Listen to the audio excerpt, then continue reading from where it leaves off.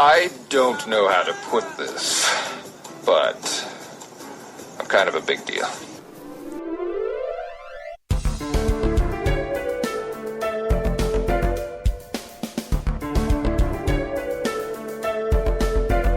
Dr. Bones, listening to Dr. Bones. Good evening, this is Dr. Bones Live, and today my guest is DJ Perlman from the band Revel 9. Welcome to the show. Oh, thanks so much for having me. I'm totally psyched to be here. This is fantastic. Man, like I was telling you off air, I was going over essentially your bio from what your street team sent me, and man, you've done a lot. You've been in the business a long time. You've covered a lot of ground.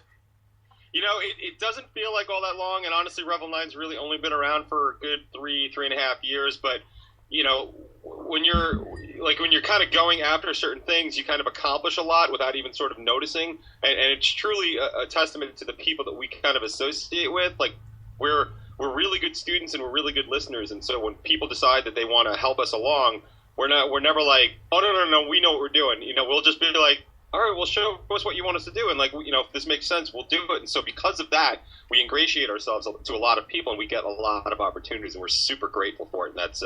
And that's carried us a long way as well. So first off, with the name Revel 9, I have to ask where the name come from, just because it's nothing I've really ever heard of before. So, well, I will tell you, it is an extremely long story, so I'm going to try and cut it short because I know we only have the half hour tonight. Fair enough. But it does stem out of it was such a funny moment in time when all this was going on. But we used to be a three-piece we were a little bit poppier, right? And we were a band called G-Dayton. And it was fine, but it was a poppier sort of name. So when we rolled out what was going to be, when we were recording what was going to be the Razorblade Diaries, the first Revel 9 record, my producer kind of just turned around to me. He's like, "Listen, you got to lose a name. You got to come up with something that sort of meets the band." And so we just, as a band, we were trying to work it out and trying to figure it out. And you know, they're really, I've never experienced more infighting in a band than when we were trying to come up with a name. It was like this one very important moment, like that was sort of like a defining part of the band. So everybody knew it was important. We had to get it right, and blah blah blah, and all that other stuff. Like, it was easier for me to name my daughter than it was to name my band. It was just, we were just so fighting all over the place, to the point where, and I'll tell this one story about it. We were fighting around the time my bass player at the time, he was getting married, and we were like, every practice just devolved into a big fight. So we show up at the wedding, we're all there, and my drummer at the time, his wife comes right up to me. He's like, "Now listen, this is Fern's Day. We don't want to hear any crap about the band or the band name or anything like that." Not 2 minutes later, the bride-to-be, in her dress, walks up to me and says, What are you guys doing about the name? You guys going to resolve this? Right. It was this full family thing. So my bass player goes away on his honeymoon. He goes to Mexico. He's like, "Listen, don't call me, don't text me. I'm not getting the international plan or whatever." Now, this has been going on for like 3 months. We played shows without a name. We've done all this stuff. It's really getting to a real pressure point. So finally, my drummer calls me. He's like, "What about Reveal? You know, it's been so long since we didn't have a name." And I'm like, "That's stupid. That sounds like a David Copperfield special. I don't want any part of it." So whatever. A couple days later, he's like, "What about just Revel?" And we had already discussed that I wanted a number in there, because I figured, we just assumed all the good names were taken, right? So I was like, all right, let's just come up with something cool and then just slap a number on it. We decided it was going to be either a 9 or a 15, and there's reasons for that too, but I don't have time to get into it. So he was like, "How about Revel?" And I'm like, slap a 9 on it and I'm in. He's like, "Good." So I text my bass player, who specifically said not to text him while I was in Mexico. I'm like, "Listen, I'm sorry you said not to text me in Mexico. What do you think about Revel 9? All I get back is, fine." And boom, we were Revel 9, and I went ahead like a madman, just branding it, you know, trademarking it, setting up the site, because there's a lot people don't realize, like, when you're like starting out a band, like, there's time to do that. Like, we were already in a production band, we had records out that were already on radio, like, we had, you know, big shows and stuff. So like, I had to move and get the website branded. I mean, and it's stupid stuff too. Like, we had to get T-shirts made. I mean, right, like, yeah. Bands make a lot of money on, well, not a lot, but that's where bands make gas money on merch. Absolutely. So we didn't even have a name. like, you can't sell shirts without your band name. Yeah, I know, right? So we had to like do all that. So I just, like a madman, I was like, "All right, cool. I need 48 of these shirts, and you know, here's the website, and this is the new Facebook page." Because we had to do all that like in a weekend. And let's do this stat. Right.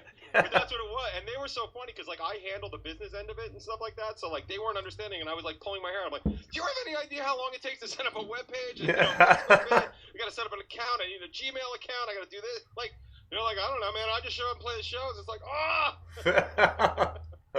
So that's the short version of that very long story, but it was amusing. A very funny point in time. Right on. You know, because like for me, that one flows off the tongue very well, and I like to when I play the band, I like to kind of hashtag a Revel in the 9. Right. So and that actually seems kind of caught on, actually kind of trended a little bit for a while. That's all. Yeah, and it is one of those names like where it doesn't kind of sound like everything else. I mean, one of the fights that we were having is like the band had really wanted this name Downpour, right? And now the first thing I did when they would ever send me in a name is I would Google it. And boom, like Downpour is like 75,000 returns. Jeez. Like, there's already like 4 bands in the Northeast that have that name. And their answer was like, oh, we're better than them. I'm like, it's not about better. It's about branding. It's about marketing. Yeah. Now, when I say Revel 9, like you're not confusing us with anybody else. And that was magical for me, and that was exactly what I had wanted out of that name. You know what? And that's probably the best like description of how a band name came about. I've heard, because I mean, most of the bands I've talked to before, no, I've got their stories, and that's all well and good, but I've never kind of had it quite put in that perspective. It's like, you know what? And there's so much more that, you know, I'm trying to brand myself, but no. The extent you guys went to, I mean, you were quick and on the ball about it, but there's a lot more that goes into it than I ever even really thought about, to be honest with you.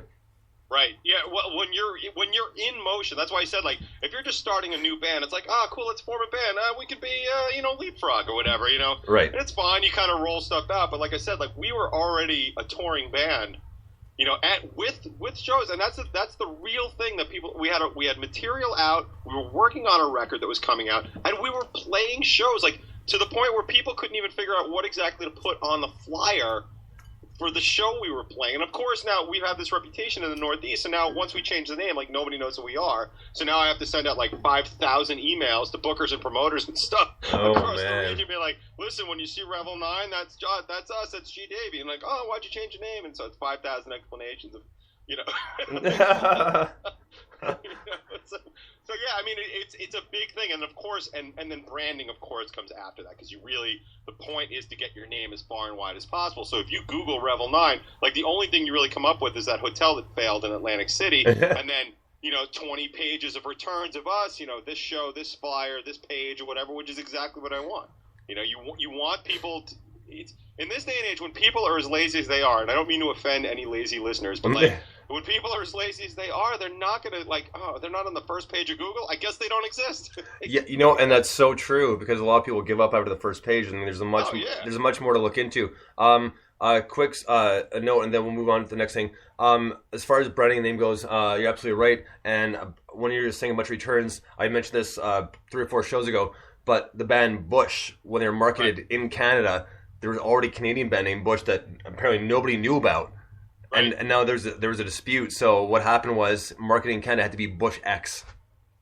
Oh, that's fantastic. So the Canadian Bush wouldn't even sell their name, because that happened to Nirvana. They had to buy out 2 bands that were already named Nirvana. Yep. And like, can you imagine if they had held out for that? I mean, that's fantastic. I mean, it's not a real original name, so I'm not surprised. Yeah. I mean, that was the thing. Like, even at the end game, when those guys were like, "Oh, we got to do Downpour," like all it really takes is somebody to actually own that trademark and stuff like that, and then we have to pay them $50,000 or $100,000 if we ever make it to a point. And I got to tell you, the first thing a label's going to do, change your name, because it's cheaper. Well, exactly. They don't want to pay the extra royalties. They want to get the royalties, not pay them out. Exactly. So you walk in with a whole package of people like, yeah, Revel 9, it's snappy, it's new, it's hip, or whatever the hell they do. It's but people are inherently lazy, and that's from the listener that's Googling you all the way up to the AR exec. Like, you walk into an AR's office, and here's the complete package. You got your name, you got your branding, you got your licensing, you got this is all under control, and this is what we're doing. And they're like, so all I really have to do is give you like $15,000 for a tour package, and you're good? Yeah. All right, fantastic. Here's $15,000. Yeah.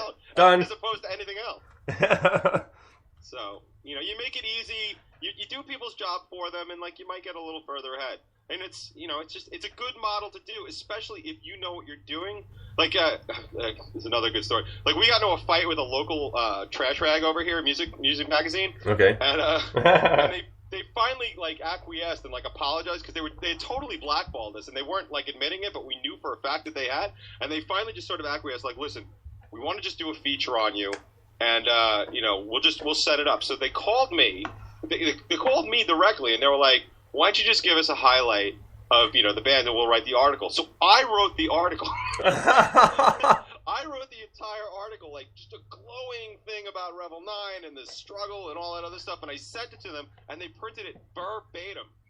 Wow. So we have this amazingly complimentary article in the local magazine, you know, because I did somebody else's job for them. But of course, like, everybody's like, wow, these guys are really good. And whoever wrote this must really like them. That's awesome.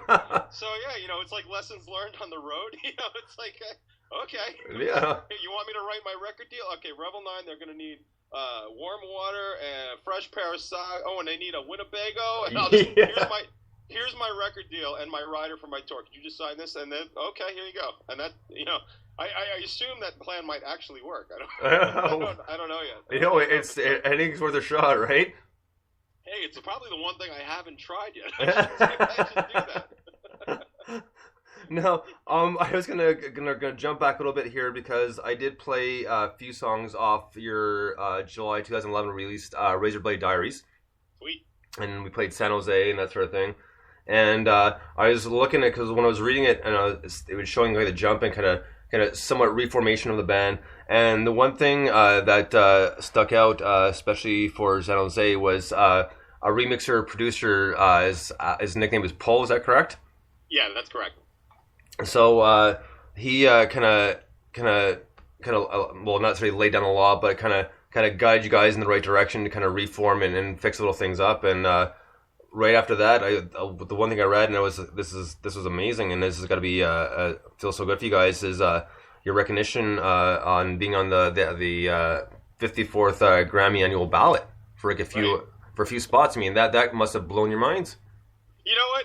And I'll tell you, and I don't want to damper that because it is a very cool thing, and I still hold it to you know, some sort of regard. But it really, it's not a tremendous deal. Like when you start looking at the nuts and bolts of it, you know what it really comes down to is that somebody believed in what we were doing enough to nominate it for the ballot, and then it passes like your first round to make sure like it doesn't suck, and right. you're just nominating your niece or your nephew or whatever. You know? So you get up there and it's like, you know, I believe me, when I got that call, I was so excited, and you know, the most excited person on earth was my grandmother. she was just, and honestly, that's great. You know, if I could just give her that was fantastic. But what it was is like I told, like, you know, my grandma and, you know, a couple other people, and it was, oh, fantastic. And then my producer got a hold of me. He's like, dude, what are you doing? I'm like, what do you mean we're on the ballot, you know, for the Grammys? He's like, you're not going to win the Grammys. What are you going to beat the Foo Fighters and Metallica? He's like, come on.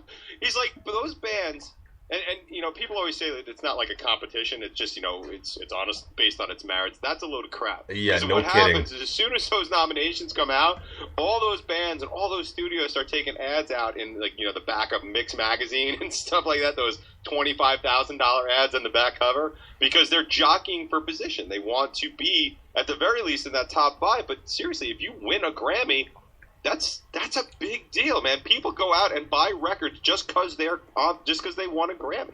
And you know, so he was like, listen, you're not even in the running for this. He's like, great, you know, take away from it whatever you want. He's like, but don't think this is like a total game changer. He's like, use it for what it's worth. Use it as a talking point. Use it to point out that you've done better than a lot of people that haven't been nominated to this sort of thing, and that you've created something great. And he's like, and as soon as you're done with that, get back to writing the next record. But you know what? I can totally see his point, though. You're right, because even if you don't win, the fact that you got nominated to begin with, I mean, it's a huge honor, especially for the Grammys. I mean, such a big award show. I mean, like 500,000 people watch that every year when it's on.